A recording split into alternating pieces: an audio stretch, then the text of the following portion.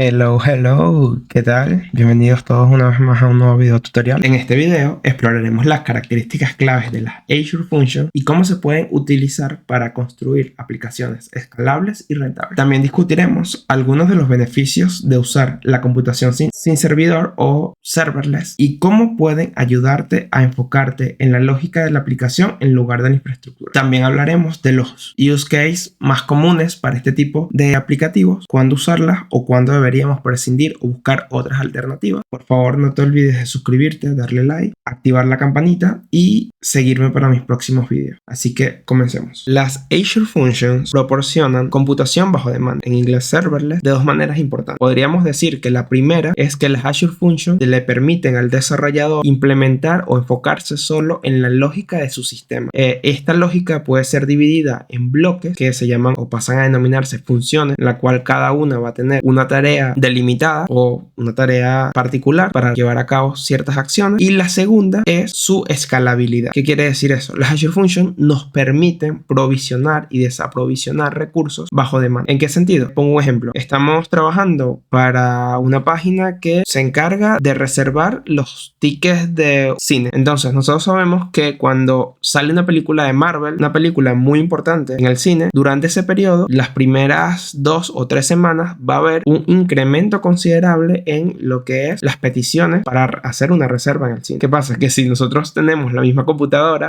para atender esa cantidad de peticiones durante esas 3 semanas, va a fallar. Ponte que la computadora atiende 1000 peticiones diarias y durante esa semana las peticiones incrementan a 10.000. O sea, una barbaridad. ¿Qué quiere decir esto? Que nosotros, para que nuestro sistema se adapte a este incremento, debemos escalar, ya sea vertical o horizontalmente. Depende la conveniencia del negocio, toma la decisión de escalar sus recursos, y eso quiere decir que despliega más computadoras o incrementa la RAM o el disco de su computadora existente para que pueda darse abasto para todo este número de peticiones. ¿Qué pasa? Que pasadas esas 3 semanas nuestras peticiones vuelven a bajar otra vez a 1000 y nosotros no queremos pagar el resto de recursos que no estamos usando, porque realmente el uso adecuado se le dio esas 3 semanas, pero luego ya no necesitamos las 2 computadoras adicionales que incluimos, los 80 GB de RAM incrementamos. Entonces, ¿qué se hace en estos casos? Básicamente se dice que es bajo demanda porque una de las ventajas que te ofrece la computación en la nube y en particular las Azure Functions es que tú las puedes escalar dadas ciertas condiciones o reglas que definen al momento de su creación. ¿Qué quiere decir eso? De que si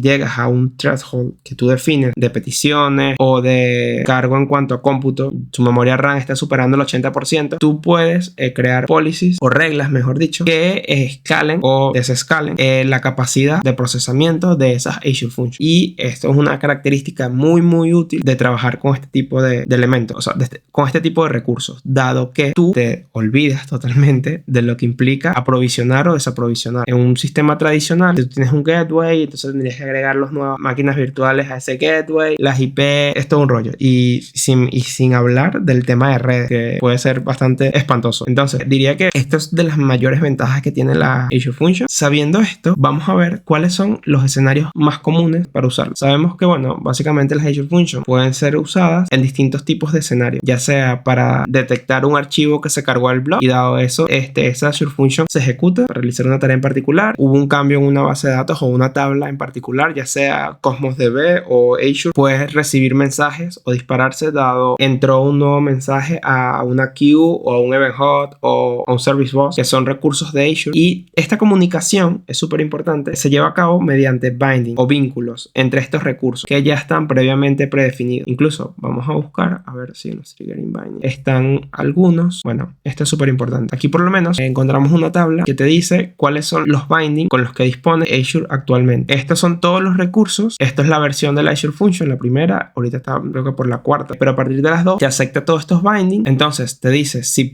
ese binding puede funcionar como trigger o no, y ya sea de input o output. ¿Qué quiere decir? Oye, mira, tú puedes usar el binding de blob storage tanto para activar la Azure Function cuando recibe un archivo del blob storage, o una vez que se ejecuta esa Azure Function, guardar un archivo en el blob storage. Entonces, los binding tú los puedes mezclar sin problema. Es decir, dado que recibí un archivo en el blob storage, agarra ese archivo y créame un nuevo documento en CosmoDB. Este es un ejemplo. Pero bueno, tú puedes mezclarlo como quieras, siempre y cuando cumplan con que el recurso acepte el binding en el caso que lo quieras usar. Y esto es súper importante. Aquí abajo, bueno, aquí por ejemplo te dice ejemplos de código de los binding, ¿no? Entonces tú colocas, oye, mira, quiero Python, que es el que es más fácil de entender y explicar. Bueno, quiero un binding de Python con el blob storage. Vamos a ver un ejemplo. Entonces ahí están todos los binding, ya sea de output o de input de output. Y entonces aquí te dice, oye, mira, esto es una Azure Function que recibe un archivo del blob storage y envía un mensaje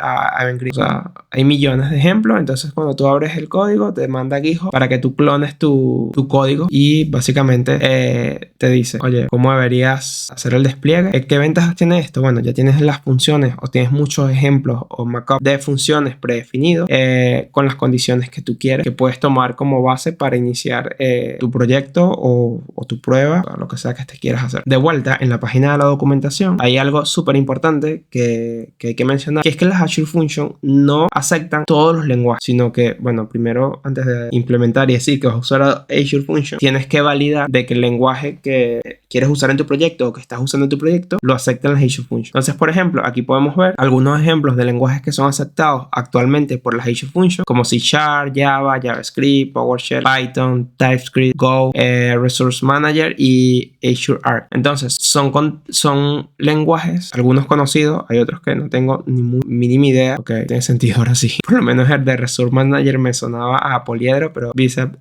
sí es un lenguaje que conozco. Y bueno, aquí tienes una idea de los lenguajes que aceptan, ver las versiones, porque depende el runtime que quieras usar de la Azure Function o la versión, te permite alguna versión en particular del lenguaje de programación. Por poner un ejemplo, aquí tenemos Python, y en Python, bueno, creándola por la consola, tenemos que Python es aceptado desde la primera versión de las Azure Function hasta la segunda. Lo ideal es que ya uses la última, que la primera ya está, bueno, se mantiene para las personas que ya tengan cosas creadas en la primera versión, pero lo ideal es que uses la versión más reciente. Esto es súper importante porque básicamente lo que te está diciendo es las dos formas de crear una Azure Function, que una es crear tu proyecto de forma local usando la consola. O sea, básicamente puedes usar Bash, PowerShell o CMD instalando un paquete de Python, que es el de Azure Function Toolkit o algo así, y a partir de ahí puedes crear tus Azure Function y luego desplegarlas sin ningún tipo de problema. No obstante, tú puedes crear tu Azure Function usando Visual Studio Code, que es una forma un poco más gráfica e intuitiva, en caso de que no quisieras hacerlo de la manera tradicional. Por último, aquí está la documentación, o sea, las láminas que yo pueda crear o les pueda decir, se va a quedar corto en comparación a lo que tienen en la documentación. Si van a desarrollar un proyecto o lo que sea, los invito a que le echen un ojo. En particular, hay algo que es muy importante cuando trabajas con Azure Function, que primero, conocer los conceptos básicos, que incluso aquí en la documentación te los pone. Segundo, diría las best practices. Hay varias cosas que a veces se pasan por delante en la Azure Function hasta que tienes cierta experiencia y dices como que he estado haciendo todo este tiempo, y con esa, bueno, incluso vamos a verla. Con esa me refiero a el nombre, lo que son los imports, que deberían ser estáticos en vez de dinámicos, el plan de hosting, o sea, que el plan que contrates para tu Azure Function se adapte a tus necesidades, forma de almacenar, cómo crear los bindings, persistir los secrets, mejor dicho. Lo ideal es usar Azure Key Vault, alguna de estas herramientas que te permiten guardar los secrets en forma un poco más segura. Pero bueno, las Azure Function también tienen archivos de configuración donde tú puedas setearle lo que son los secrets de conexión que van a ser usados por los bindings, optimizar el deployment, o sea, cómo escribir funciones robustas o consistentes. Todo este tema es súper importante, que si vas a trabajar con Azure Function, te metas en la página, leas un poco sobre ello y empieces a entender. Hay muchas cosas que te vas a enterar luego de dar algunos golpecillos, pero bueno, creo que todos pasamos por ahí. Súper importante ver el plan. Esto influye en el coste y su capacidad de procesamiento de la Azure Function. ¿Qué tipo de plan se adapta mejor a lo que requiere o el procedimiento que requieren llevar a cabo? Antes había Azure Function Free para cierta cantidad de ejecuciones, creo que era cuando mucho 3 ejecuciones diarias, que bueno, para pruebas te venía perfecto si querías familiarizarte. Ya nada está siendo gratis.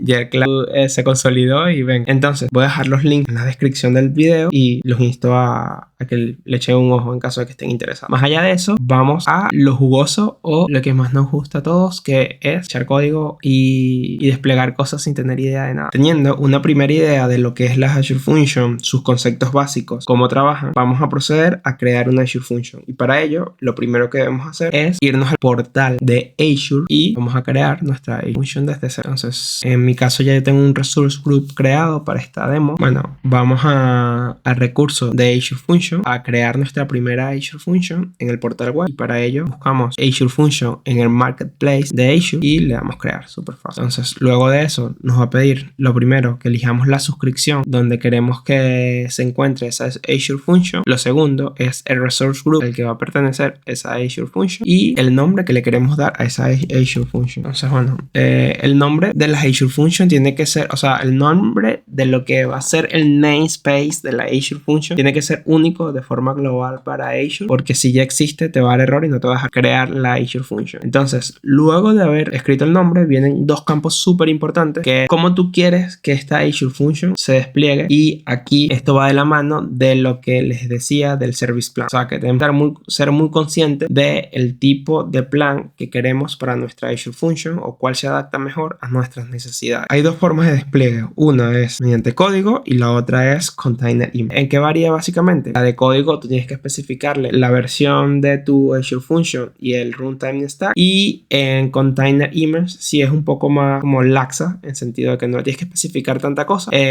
porque se va a desplegar en una imagen de Docker. Lo que tienes que es decirle la región donde quiere que se ejecute. Pero aquí te pone, bueno, ahorita vemos lo del hosting y lo de los planes, porque varía dado a que elegimos Container Image. Mayormente lo ideal es que despliegues tu Azure Function cerca de donde está. Vamos a ponerle West Europe, elegimos el plan, esa imagen de contenedor, y luego el hosting. El hosting va de la mano con lo que va a ser el Service Plan. Hay tres tipos de plan o de hosting option, que bueno, el primero es Function Premium, que son las Azure Function que les mencioné, creadas, procesos que siempre están ejecutando y están haciendo alguna tarea. Entonces, bueno, esas Azure Functions son las únicas que guardan estado y por eso se llaman Function Premium. En este caso, sí es verdad que igual tiene un pricing plan en el cual se adapta a lo que es tus requerimientos. Aquí te dice que tenemos el básico, lo más económico, y el ACU es Azure Compute Unit, o sea, unidad de cómputo de Azure o de Azure. Te dice 100, que es más o menos una unidad que ellos determinan dado del CPU y la memoria que tiene. Entonces, bueno, ellos dicen que esta tiene 100 de ACU, la segunda tiene 210, pero bueno, tienes que tomar en cuenta de que mientras más capacidad tenga, más costosa va a ser. Por lo menos esta Azure Function, que ya es como la capacidad máxima de 14 GB de RAM y 4 CPU, que son virtuales por cierto,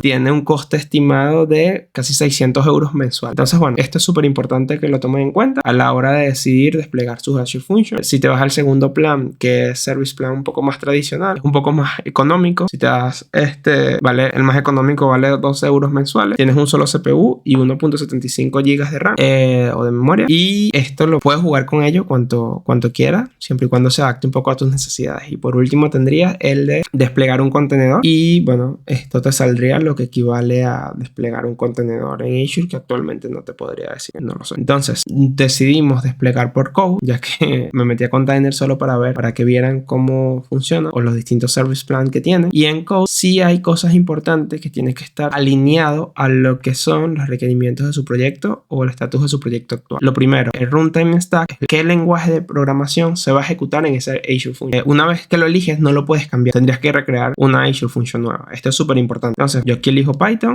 La versión también es importante porque bueno, básicamente hay cambios entre versiones de Python. Entonces bueno, en este caso vamos a elegir la 3.7. Esto está diciendo que ya va a estar fuera. Luego el sistema operativo, casi siempre las Azure Function, casi siempre todo en general entra en contradicción, pero se ejecuta mucho mejor cuando hablamos de virtualización y demás. Linux por defecto está, mira, superior. ¿Cuántos servidores en el mundo usan Linux? ¿Cuántos servidores en el mundo usan Windows?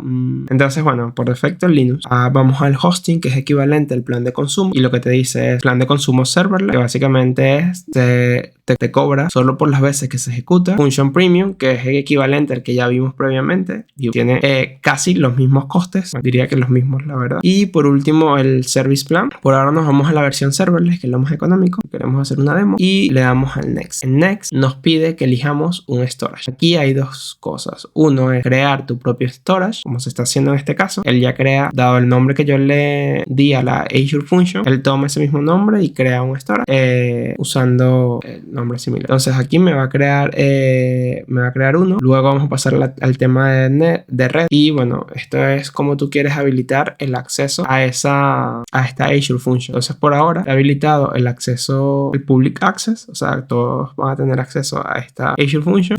A ver, que aquí tú podrías decir que no y deshabilitar, pero en monitoring esto es súper importante.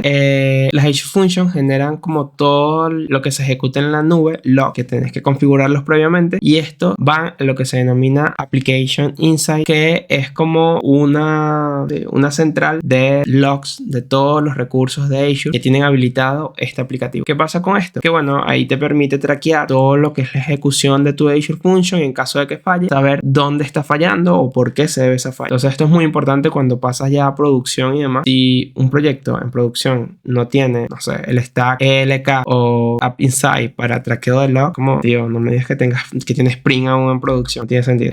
Luego viene lo que es el deployment. Esto es porque, bueno, ya ha incorporado, como GitHub pertenece a Azure, ha incorporado para poder hacer los deployment de forma mucho más simple usando GitHub. Directamente se puede desplegar el código en la Azure Function. Nosotros de momento lo vamos a deshabilitar. Las tags, esto es importante porque te ayudan a crear gráficos que te permiten seccionar tus gastos y consumos dado ciertos tags. Entonces, si tú estás trabajando en un proyecto en particular, el owner o un cliente en particular, tú le puedes colocar cliente o business unit, el nombre de la unidad. Entonces, cuando filtras por ese tag, te van a aparecer todos los recursos relacionados con el owner Chamuel o el entorno ED. Esto es una muy buena práctica. Entonces, por último, lo que te dice es hacer un review de todas estas características que elegiste previamente y sin más, vamos a crear nuestra function.